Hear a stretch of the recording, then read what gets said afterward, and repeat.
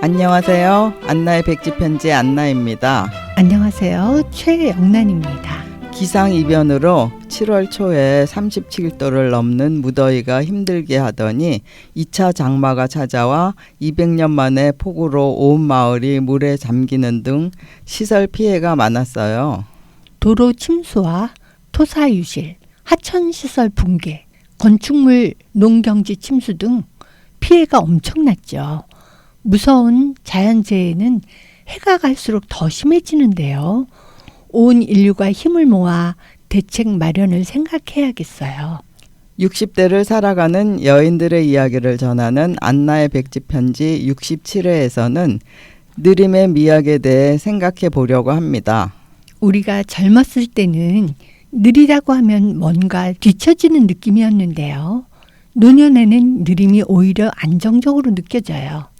느림과 게으름과는 다르다고 생각해요. 젊을 때는 여행을 가도 많은 것을 보려고 빠르게 움직였는데 요즘은 걸어 다니면서 자연을 음미하는 게 더 깊이 알게 되고 더 많이 볼 수 있고 기억에도 오래 남아요.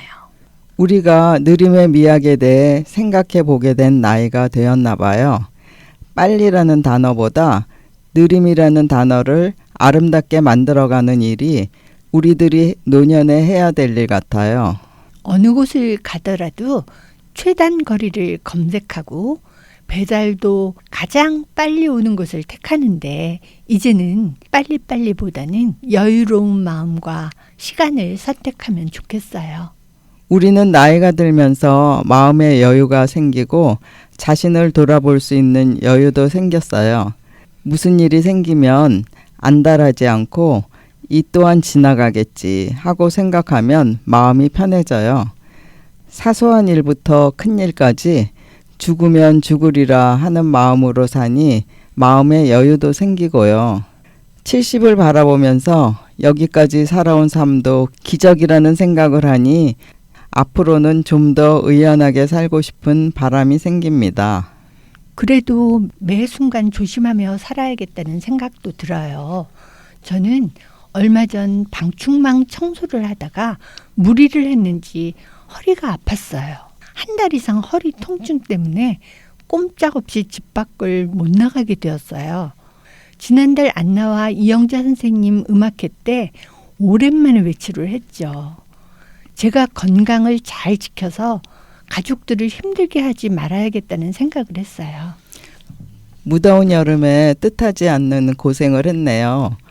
나이가 들어가면서 무리한 청소는 피해야겠어요. 맞아요.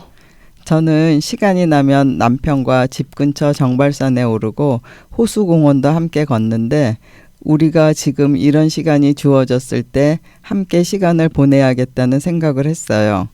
전에 이근우 박사의 나는 죽을 때까지 재미있게 살고 싶다라는 책을 읽었는데 우리는 저마다의 방법으로 긍정적으로 살아간다면 각자의 방법으로 재미있게 살 수 있다는 생각이 들었어요. 저도 이근우 박사의 인생 철학이 담긴 글을 공감하며 읽었는데요. 프롤로그에 인용된 러셀의 재미의 세계가 넓으면 넓을수록 행복의 기회가 많아지며 운명의 지배를 덜 당하게 된다는 말이 인상적이었어요. 그 책에서 가장 기억에 남는 것은 인생의 황금기는 바로 지금이다 라는 부분이었죠.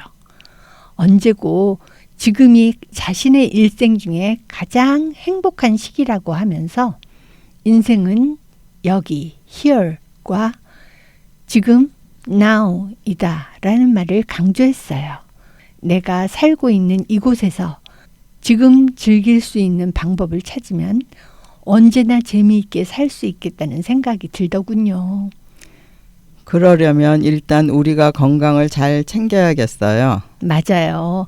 저도 이번에 허리가 아파 보니 제 자신도 답답했지만 주변 가족들에게도 미안했어요. 나이가 들면서 느림을 한탄할 것이 아니라 천천히 나를 잘 토닥이며 내 몸을 잘 다스리며 살아야겠다는 생각이 들었어요. 이근우 박사님의 말 중에 여러분 누워 계세요? 그럼 이제 앉아보세요. 여러분, 앉아 계세요? 그럼 서 보세요. 여러분, 서 계세요? 그럼 걸어 보세요. 라는 말이 떠오릅니다. 저처럼 허리를 다친 사람에게도 용기를 주는 말이지만 마음이 무기력해져 누워 계신 분들에게도 용기를 주는 말 같습니다. 맞아요. 나를 일으켜줄 사람은 나밖에 없다는 말이 있듯이 우리는 노년을 두려워하지 말고 느림을 인정하며 한 걸음 한 걸음씩 변화된 삶을 만들어가면 좋겠어요. 느림은 나쁜 것이 아니라 안정적이고 성숙한 삶을 만들어주는 시간 같아요. 우리 모두 느림의 미학을 만끽하며 노년의 아름다움을 즐겼으면 좋겠습니다. 하지만 노년이 되니 우리도 어려움에 부딪힐 때가 많죠. 이제는 많은 곳이 앱으로 신청하게 되어 있어서 도우미의 도움을 받지 못할 경우 돌아설 수밖에 없는 경우가 생기죠. 우리는 급변하는 시대의 흐름을 모두 따라할 수 없지만 우리가 할 수 있는 만큼 천천히라도 배워서 적응해야겠어요. 맞아요. AI 시대가 되다 보니 상담원과의 통화보다 AI로 연결되는데 아직까지는 익숙하지 않아요. 우리는 나이 듦을 한탄할 것이 아니라 느리더라도 배움을 게으리하지 말고 천천히 배워가며 시대의 흐름에 느리게라도 반응하며 살아야겠죠. 빨리라는 단어보다는 느림이라는 단어를 아름답게 만들어가는 일이 우리들 노년에 해야 될 일 같습니다. 그래요. 우리에게 다가오는 희노애락을 우리는 어찌할 수 없지만 그 모두를 긍정적으로 받아들이면 러셀의 말처럼 행복의 기회가 많아지고 운명의 지배를 덜 당하게 될 것 같네요. 인생의 황금기인 지금 우리의 느림을 슬퍼하지 말고 행복의 기회를 많이 만들어 느리지만 재미난 삶이 되도록 해야겠습니다.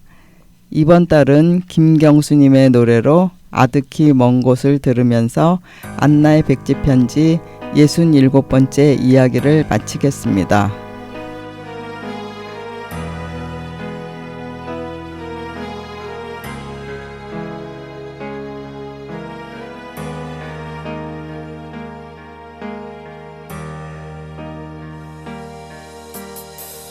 찬바람 비껴 불어 이르는 곳에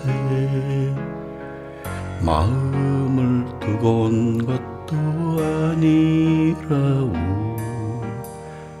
먹구름 흐트러져 휘도는 곳에 미련을 두고 온 것도 아니라오.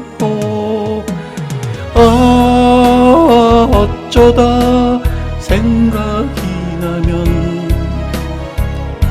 그리운 사람 있어 밤을 지새고 가만히 생각하면 아득히 먼 곳이라 어쩌난 이 내 맘에 눈물 적시네.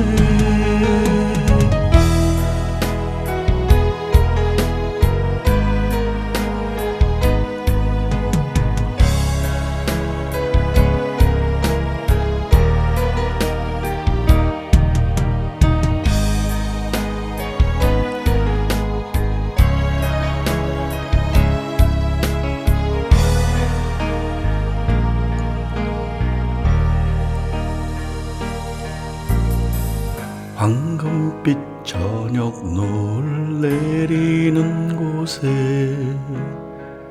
사랑이 머무는 것도 아니라오.